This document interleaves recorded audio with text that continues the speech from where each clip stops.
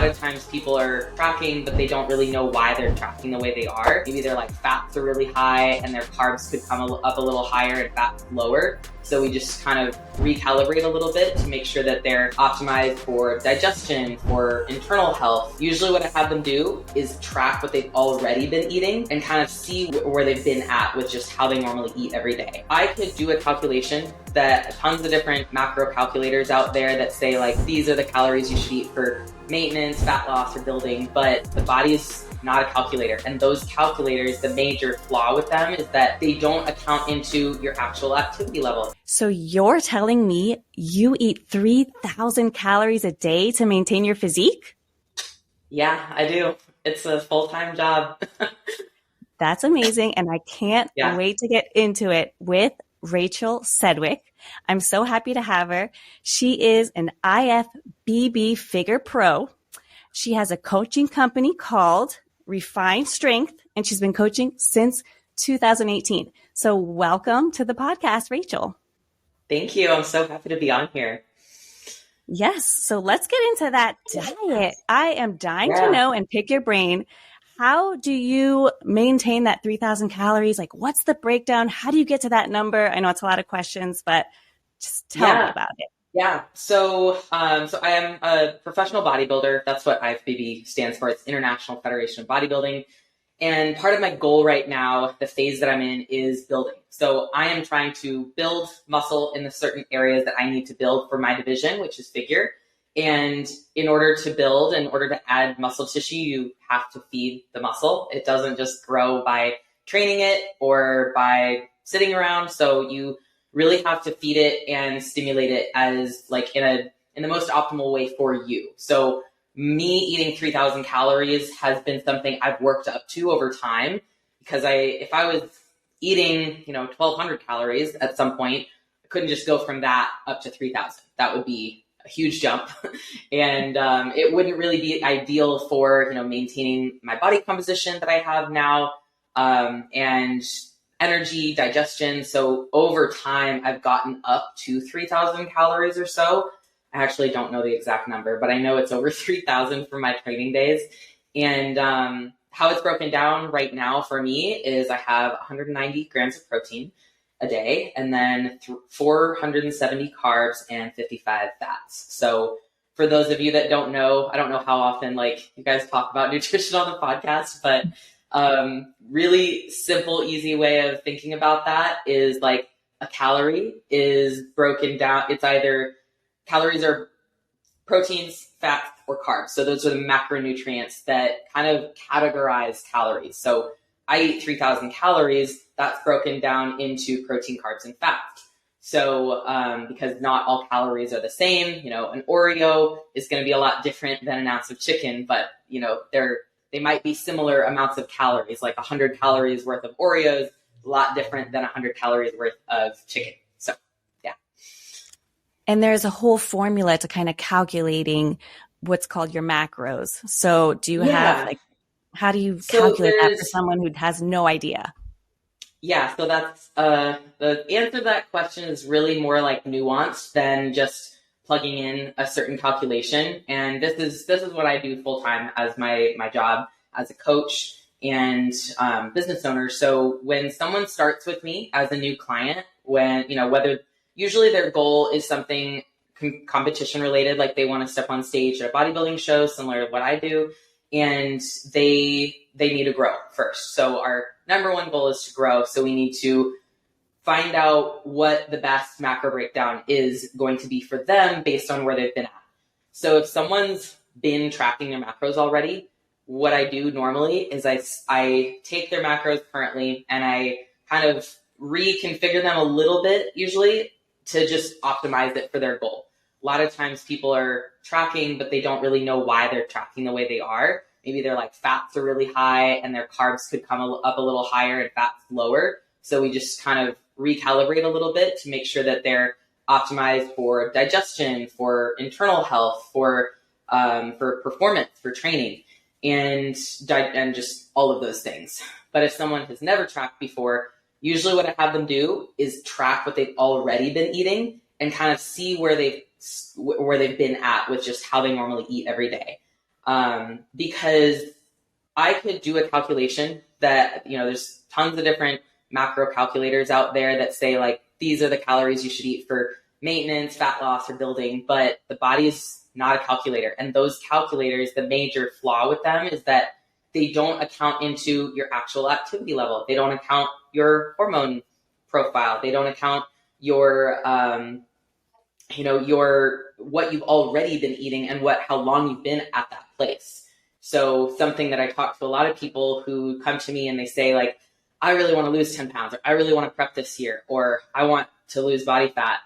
If they've been trying to lose fat for a while and they've been trying to by like being in a calorie deficit, which is burning more calories than they're eating, then starting another fat loss phase isn't really the best idea because they're just metabolically not ready for that. So what I usually do is like start with a maintenance phase, see how their body responds, and then bring food up from there if we really need to work on metabolism, if their food is really low. Or if we are ready for a fat loss phase, then we bring food down, usually by lowering carbs and fat, and just really depends on the person and how high they are. But usually like a 10% reduction to start is how I do things. So yeah. Two things are very clear to me. Yeah. One is that you know what you're talking about. And two is the value of hiring a coach, because like you said, no two bodies and no two situations are the same. Sometimes it's so nuanced. So I think it's so helpful having someone with your knowledge kind of supporting that, because most of us have no idea what we're doing. Yeah. And I think most people don't know because like there's no education out there. There's no there's a lot of marketing. There's a lot of like, do this, eat that, don't eat this, go vegan. There's the documentaries and all of the like Netflix things that like tell you to not eat this. Like the most recent one I think is You Are What You Eat, where they have the twins eat like a completely vegan diet, and then the other twin eat like a normal like omnivore type diet. And I've had a couple clients reach out to me about that one. And while I don't really want to say like anything negative about veganism, because sometimes people want to be vegan, that's totally okay. But if you're doing it because you think it's going to help you lose weight better, or if you think it's going to automatically make you healthier by just going vegan and cutting out all the meat and dairy, then you need a little bit more context, because the problem with that kind of thing is like the people that did not go vegan, well, their calories were higher. Like they were also eating a lot of saturated fats. But if you can opt for a more balanced diet with some meat, some plant-based, but also like omnivore type diet with some meat in it, with some dairy, whatever you want in there, but still have it more health focused, like lots of nutrient dense foods, less processed foods, things like that, you can still create a really great result, health-wise, physique-wise, muscle, performance-wise, all the things. So. Yes. And there's just so much information out there that it's hard for people to filter out what's true, what's not true. Yeah. So I think that's super helpful. But I also want to know, because in tandem with the food is the working out. So I want to know a little bit about your working out routine, the kind of things that you do, how many times per week, that type of thing. Yeah, so my current routine is I have 4-day split. So I typically train 2 days on, 1 day off, 2 days on, and then kind of repeat that cycle. So in a 7-day cycle, I might train 5 days. Sometimes I train 4 because I know I need an extra rest day.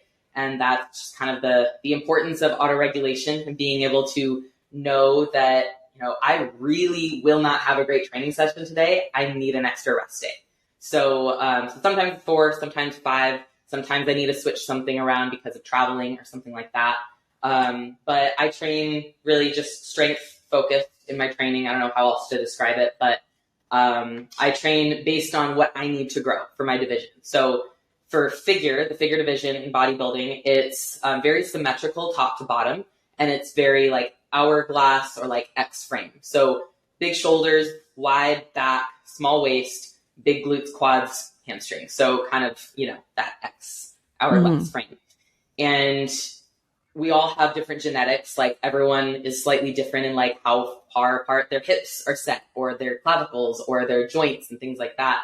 So for me personally, I have my weak point would probably be my quads. So everything else grows at a pretty normal rate for me, and I can like hit it once a week or something like that, and that's all I need. But my quads are not that way, so I do train quite a bit of quads right now. I have my days right now are split into a posterior day, which is the whole posterior chain, so the back of me, and that's back and glutes and hamstrings. And then another day is a all over leg day, so quads, glutes, hamstrings as well. Another day is just back with a little bit of arms and rear delts. Delts are your shoulders. And then another day that is just quad and adductor focus. So adductor is that inner thigh muscle that like helps you squeeze together. Yeah. It's interesting that you know exactly, you know, I don't want to say weakness, but the parts that need a little bit more focus, and then you kind of tailor it that way. Because I feel the same way. Like my lower body is just, I need to work it out way more than upper. Like upper, I could do it once or twice a week. It's fine. But lower, I got to like go hard to see. Yeah, especially with growth. Like the shape that you want to create. You know, a lot of women really want bigger legs, bigger glutes, and just like more shapely lower body, lower half, so they can fill out clothing better and stuff like that. And so you really have to look at that and see like, well, what is lacking? What do I need to train more of? But not fall into the trap of, this is really common with especially like non-competitors, not fall into the trap of thinking you can spot reduce fat, because you really can't. You can increase your muscle size, and that'll increase the tone and maybe the tightness of your skin, because you just have more muscle pushing against your body fat and your skin, but you're not going to like reduce the body fat in your glutes by training them more. Same thing with your abs. So that leads me to the question, do you train people who aren't bodybuilders and who don't want to compete? Yes, I do. I would say my focus is competitors, but I like to call them my lifestyle athletes. So lifestyle clients would be someone not interested in competing. And I would say on my team roster right now, I have about 30%, maybe 20% of them are lifestyle athletes. And some of them have competed before and they don't have goals of competing again. And they just want to train. They want to get stronger. They want to lose body fat. They want to gain muscle. You know, they just want to focus on, I have one woman training for a big like hike type race. I think it's called like 02929 or something like that. I forget what it's called, but so definitely have all sorts of lifestyle type clients as well as bodybuilders. That's awesome. It makes me so happy because I feel like I grew up and you grew up in a time where like all the women in magazines were like these little skinny things. And now in the last maybe 10 years, strong has become the new ideal of beauty. And I feel like women are really embracing that. So, do you still come across women who just like want to be skinny and don't want to build too much muscle? And if so, what do you say to them? Honestly, so it's funny. I do come across something like that. So I wouldn't say I come across a whole lot of women who really just want to be skinny, like no muscle tone, no muscle at all, because most of my business comes through Instagram. And if you follow me on Instagram, like it's pretty muscle dominant. So like it's me, it's my clients, and everyone has muscle, even like my bikini competitors, right? So I don't get a lot of those types of clients of women that just want to be small and skinny. I get mostly clients or prospective clients coming in who want to get stronger and want to be more muscular in some way. There's definitely some people who don't want to be like to the degree I am. Like I have a bigger body and bigger muscles than they want. So I'll get someone who just wants to be a little toned, or just like a bikini competitor, which is a lot smaller than a figure competitor. But what I say to people who are afraid of gaining, because that's the thing that I come across the most, whether they're competitors or lifestyle clients, is that you have to look at the body that you want. And someone is, showing me a toned, muscular, like kind of fitness model look. And they want that look, but they don't want to see the scale go up. They don't want to see their scary trigger weight. And what I tell them is like, the weight doesn't matter at all. It really, it's such a small indication of progress, of value, of anything. And if you want a certain look, you have to understand that like muscle is dense. It's denser than fat. So like if you go to an old school gym and they have a personal trainer that's selling you on personal training, they'll show you like, this is what a pound of muscle looks like, and this is what a pound of fat looks like. And the pound of muscle is like really small, and the pound of fat is pretty big. And that's true. It's like, it's something that people really have a hard time getting over, is the gaining weight when they say they want to look like this. If you say you want to look like this, that means you want to build muscle. And we can't build muscle by eating 1,200 calories. We can't build muscle without some food, without the scale going up, and some body fat gain, because especially females, like, we need body fat to survive. And like, there needs to be some. You can't just walk around shredded here. So. And thank God for that. Love the fats.